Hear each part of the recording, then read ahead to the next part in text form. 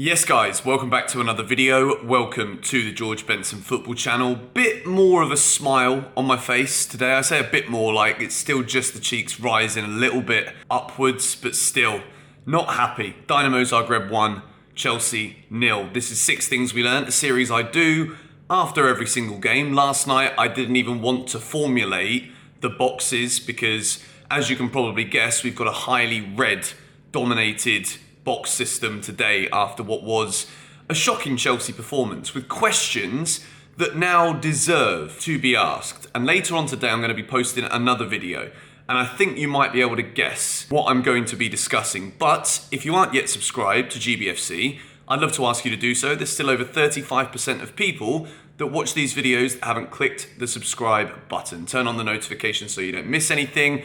And give me a like as well, if you can, because we're all feeling a bit down. When Chelsea lose, like I'm sure a lot of you, it affects my mood. I wake up in the morning and then the first thing I remember is that we were beaten. And we weren't just beaten yesterday by playing badly. We were beaten by an opposition who gave everything that we can only dream of right now from our Chelsea players. The biggest thing last night for me was the disparity between the home side and what this meant to them and the way that our attitude conducted the way we performed on the field. And again, I said it in the last video. If you want to check my emotional reaction to this game, it was the previous vid. I was hurt by the fact that as soon as we went 1-0 down, I knew we weren't going to win. I knew we weren't even going to draw.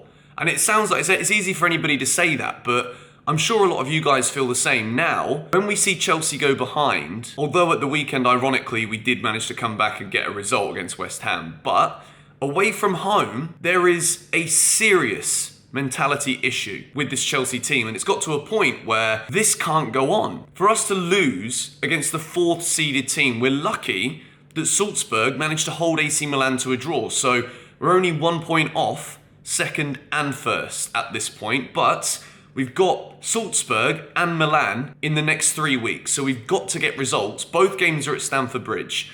We've got to be winning these matches, but we begin this 6 Things We Learned episode with a red for Thomas Tuchel.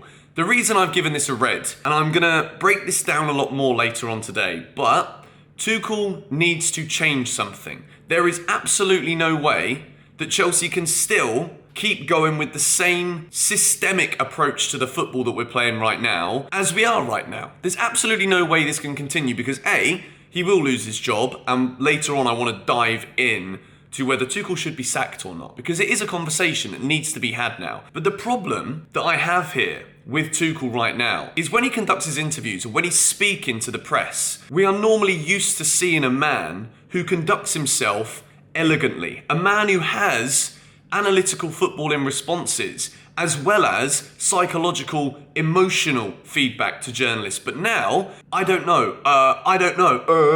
This is Tuchel right now. This is the absolute opposite of what we need to see. We need clarity. The players don't need to hear, I don't know. The players need to hear, right, this is what's going wrong. Yes, he said he took responsibility for it, but if it's going wrong, and it keeps going wrong, mate, do something about it. Change the system. Let's try things on the training ground, and then even if it doesn't work, I want to see new routines. I don't want to see the corner not beating the first man. Hey, you know what? Willian, for Fulham at the weekend, is probably going to put one straight on Mitrovic's head. It would be typical, wouldn't it? Willian actually beats the first man with a corner.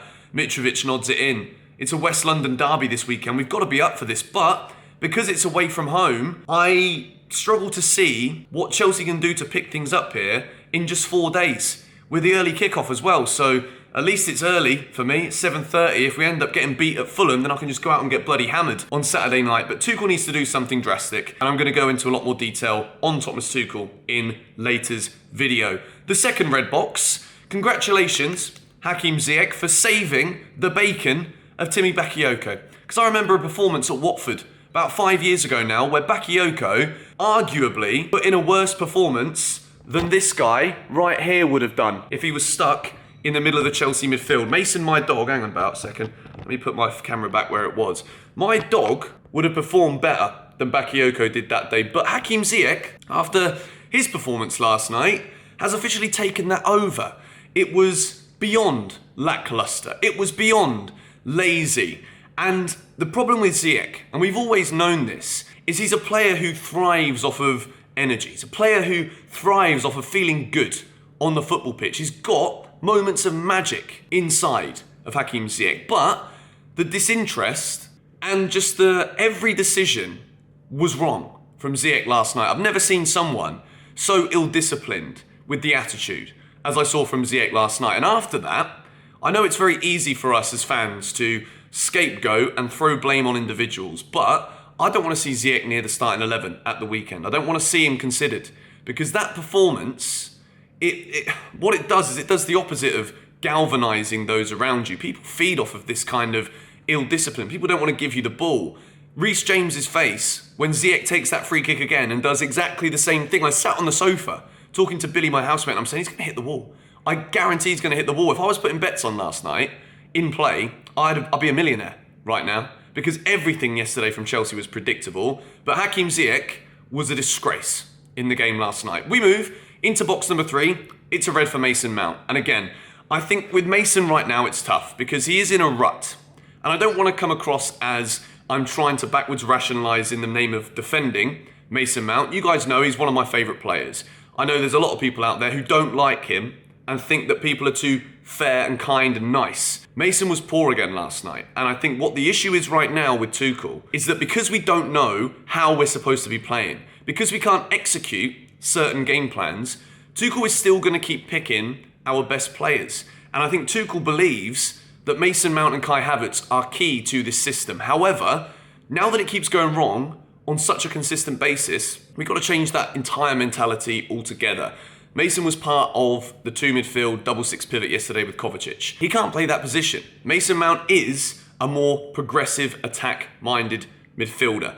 I don't think he's a natural winger, and at this point, I'm not entirely sure what his best position is. And the reason for that is the stubbornness of Tuchel to not adapt different styles and formations to try and fit what is a very talented group of players. We've got to change something, because Mount, again, was void in the game last night. There wasn't enough steel in Chelsea's midfield. Kovacic did well. I think he played relatively well. There were moments where we saw what he can do, but I'm really clutching at straws here for positives. So we're going to go to the one positive performer in last night's game.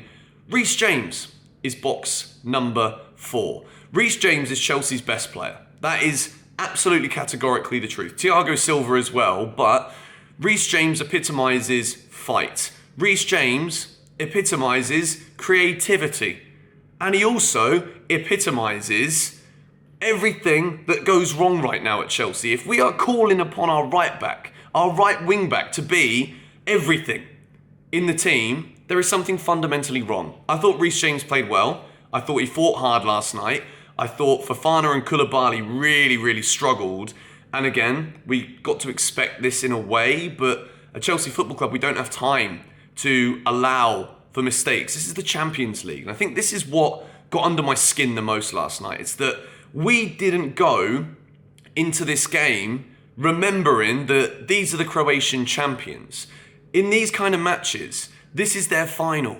I said it in the video I posted straight after the game last night. Chelsea disrespected Zagreb, but Rhys James, I thought, was the fighter.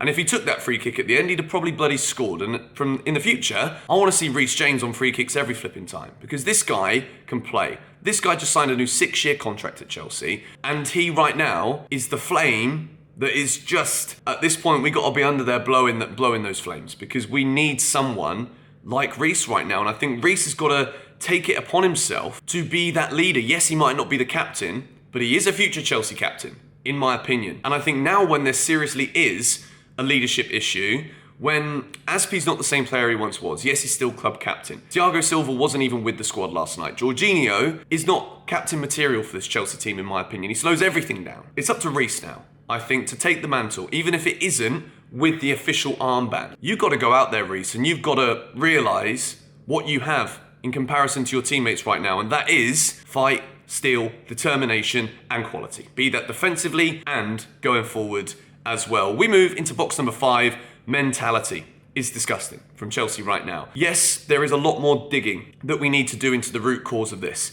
And I do think at this point, We have got to allow ourselves to pinpoint stubbornness from the manager. But it's no excuse when you're wearing a Chelsea shirt, European champions about 17 months ago, whatever it was, probably even less than that now. A serious issue right now with so many of these players. I think in the summer, there are a few of them that wanted to leave.